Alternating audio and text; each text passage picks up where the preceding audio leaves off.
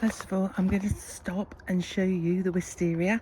This wisteria was badly damaged by some groundworks that were done in the front garden year before last, and I'm now going to need to set up a network of training rods because it's suddenly started to grow.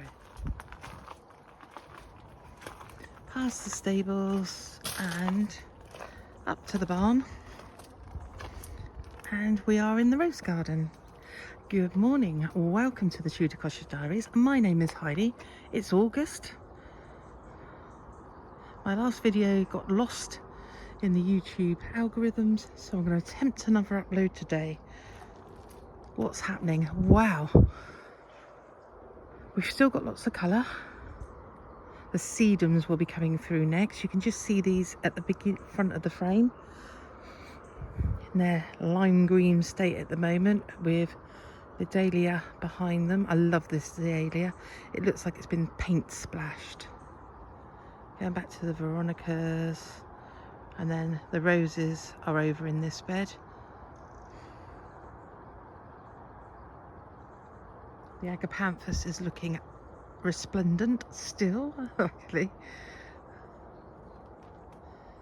And then climbing up the shed, we have a passion flower that has never produced a flower, but it's on its second year, and it was a sick plant. Then another one of the beautiful dahlias, bedding dahlias, and that one's orange splashed with yellow. Should go and have a closer look at what's going on in here. What's doing well this year seems to be the Verbinia Valencia. The roses are struggling a little bit. We've had a bit of a mini heat wave here in the UK, but mostly it's been overcast and dull. This garden gets very, very dry very quickly because of the amount of trees around it, and that has been the main reason why the plants aren't doing so well in this part of the garden.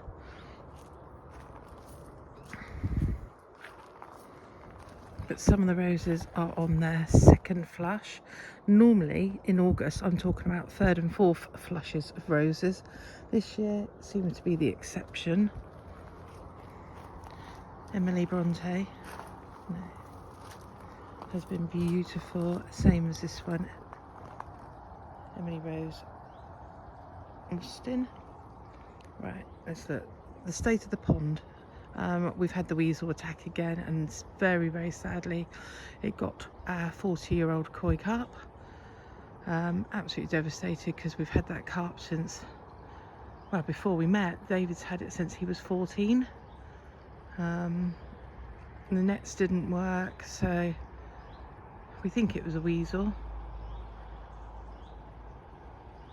But isn't the cottage looking beautiful this morning? We've got a really good show of colour from the hydrangeas. We'll carry on through to the compost heap. And the sink, I've been using that sink to wash the apples from the tree, which is above our head, when they fall. Absolutely, the abundance of apples and plums again this year is crazy. Don't know if you can see the plums. I'll do a close-up on the plums in a minute. These apple trees were here when we moved in, not necessarily in the right place now, and there is a thought to take them out and put them where they'll be in a better place. Just put my cup of tea down. So here we've got the last of the alliums. We've got the little miniature alliums here coming through with a bit of weeds there. We'll deal with that later. All the grasses. I'll do a back corner. Try and keep the camera as steady as possible.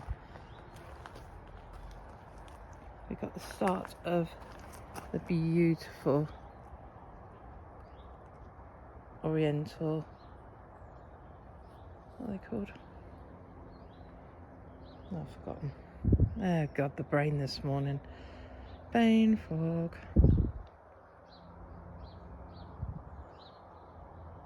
Anemones. The stately grasses of the miscanthus, seed heads.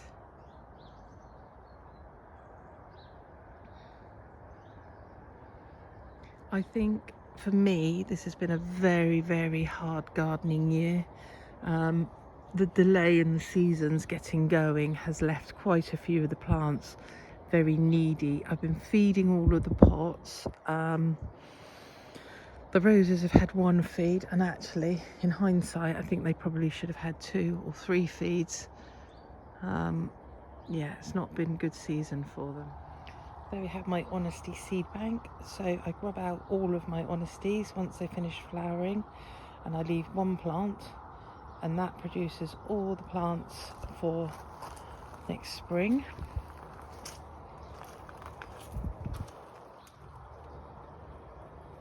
These 2 pots have been beautiful. The Acer palmatums.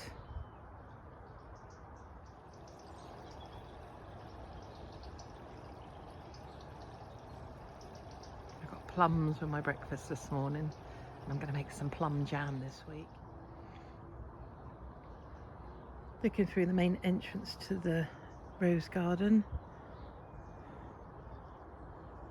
What the yellow are the daisies. Actually, with the leek tops, allium tops, and the verbinia, that's a really cool colour scheme.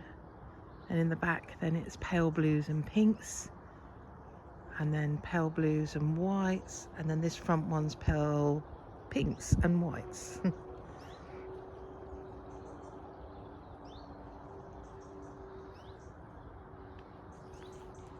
The shady border, it gets a bit of sun, makes the daisies stretch high up, but the ferns are doing beautifully well here. And also the buddleia, I don't know if you can see the buddleia there, with the Woodland Valencia as well. And this is a buddleia that I take down really low every year because I don't want it to take over the area, but I love what it provides for the wildlife. The tree fern is doing really well. I'm remembering to water that quite frequently.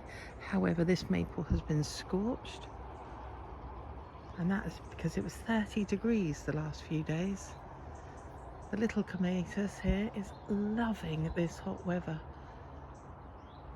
The abundance of flowers on it. We're going back past the stable block now, but on the lawn. Past the camellia, which I still haven't cut back. But that was made an amazing show this year. We got some of the white daisies and the lilies.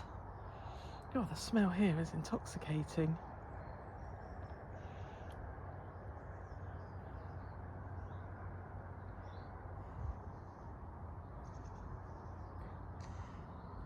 Still got ground elder problems. It can't be possible to dig out the amount of ground elder I've done this year and still have it as a problem.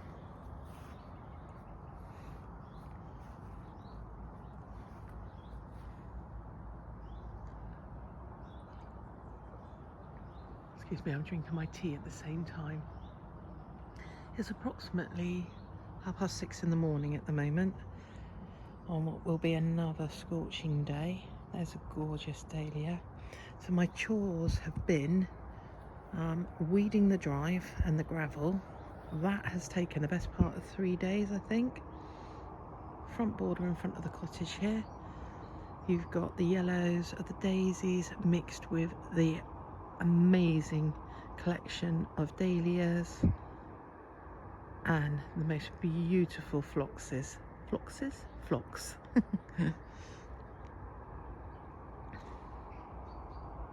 The little middle bed has got the prunus tree in it and acacia.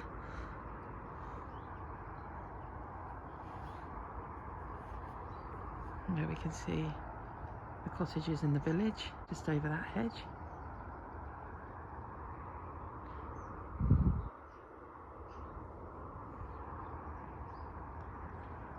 And then the new forest just over the hedge there.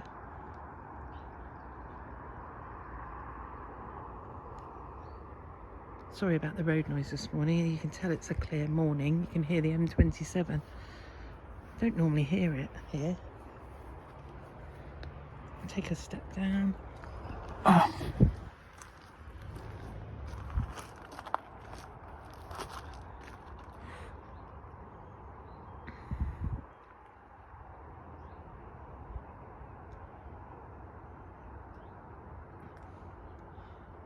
Got a little clematis that's growing up over the arch here. We've had no flowers off of that this year. Don't think it's particularly light, the weather. Going through this border, we've got my gorgeous green pots from Morrison's. Absolutely stuffed full. And you saw me planting these in an earlier video. I love the sage green of these. Absolutely loving the dahlias. You're facing the wrong way though. Pop it. There we go. This daisy is a bit of a thug, and I dig it out every year and I pop it under the hedge in the front garden. So a lot of this will go in the autumn under the hedge. But the pots are taking an awful lot of food at the moment.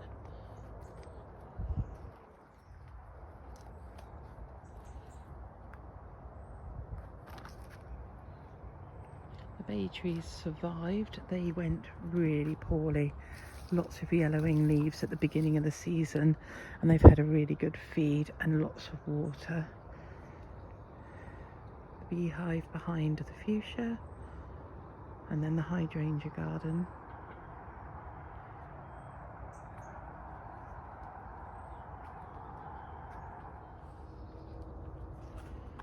Slightly different view. And I'm loving all of the like corally pinks and then the yellows together with the cool blues. And my eye is just drawn to that phlox all the time. It is utterly at its best. Stunning. So there is method to my madness here. There are some nice plants in here. I've just got to tame it again. Unfortunately, we got hit by some drought on the contorted hazel over there. The red colour, copper coloured contorted hazel. That just needs a bit of loving. And then this area will look beautiful. It's beautiful. And then this is my magnolia tree, and it got scorched by the sun, but it's been having lots of water, so this should be beautiful and fill this area here. So this area goes to the woodland. At the moment we are storing lots and lots of bits of wood for the local carnival. We're building a float, but we can still walk through there and get to the woods. This garden here is mainly the polar bear hydrangea. Through here, not done great, unfortunately, but it's a lot better than it was last year when it was just full of weeds and nettles and brambles. So I have high hopes for this. Once all of the variegated foliage and everything takes over, it should look really pretty. Problem area that we resolved in my last video, I think, was this bank, this very narrow bank leading onto the hedge, and everything is doing super well. All the plants got tucked in before the really hot weather, and so what I've managed to do is just maintain a really strong watering routine. This end has been left at the moment because we need to do something with these roses here, but yeah, really pleased with the bank. We've got a few more ferns to go in across the back. I want to do a final weed across the hedge line, but really happy with that.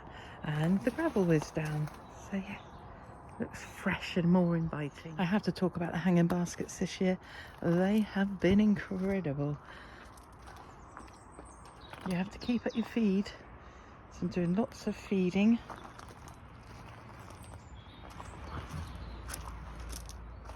The wall is looking beautiful, but if you think this looks beautiful, you need to see the other side of the cottage. The wall on the other side is just jaw-dropping.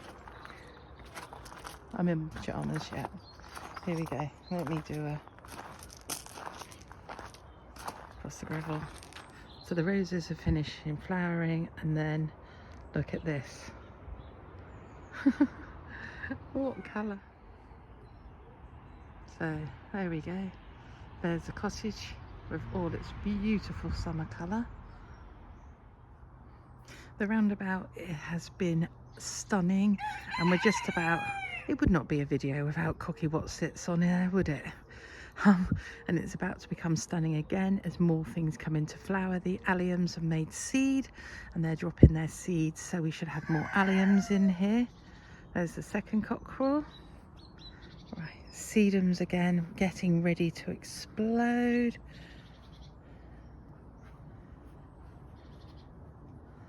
As we travel along the rose, I don't know what you call it, whether you call it a rose arbor. The roses are in their very first year, and they climbing up these pillars, and then they will climb along the ropes. It's a very traditional way of growing roses, some of which are in flower. There's Achillea. The sun is burning through now. It's going to be a hot day. I've left the labels in for the roses just to give me an idea of which ones are planted. Again, more sedums, crocosmia.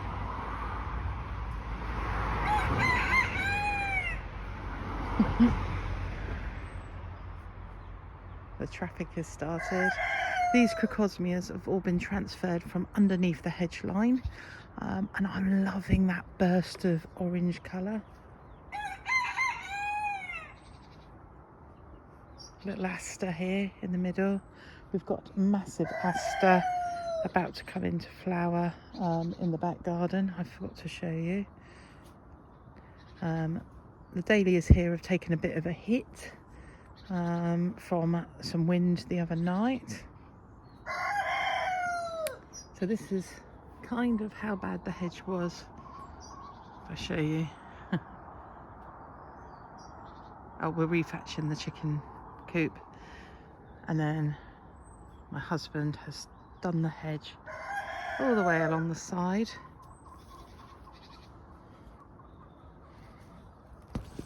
So my husband has trimmed the hedge all the way along the side of our driveway. Got the hollyhocks still coming through, that crocosmia again, the mallow with the beautiful daisies under the alalankia tree, which has got huge since we moved in. The prunus in there, covered by all of the daisies, and there's little roses.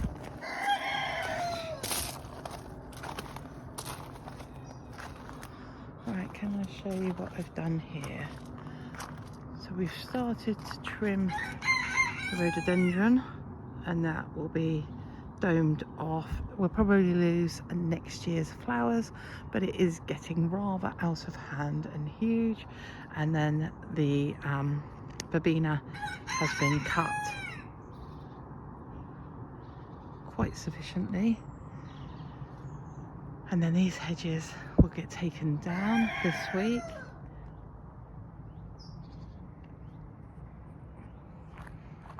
Into the roundabout.